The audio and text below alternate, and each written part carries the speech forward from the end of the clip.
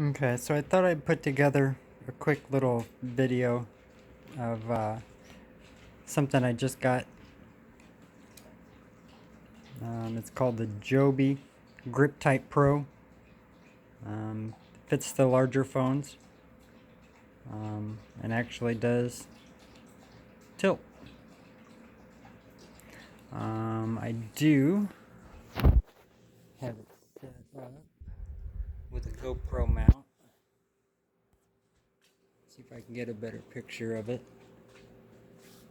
So basically the GoPro mount is above the infrared, and if you can see it here, it does clear the charger.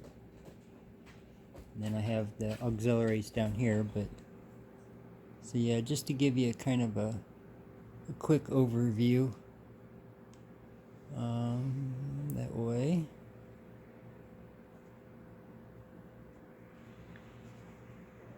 There we go. So I don't have it in and attached. So here's the mount. It is a GoPro mount with a couple adapters. This is the helmet mount, so it's got a little bit more rigid. And the Joby mount for the phones. And it's kind of nice. And it easily attaches. So I can do this one-handed. And you can hear it click.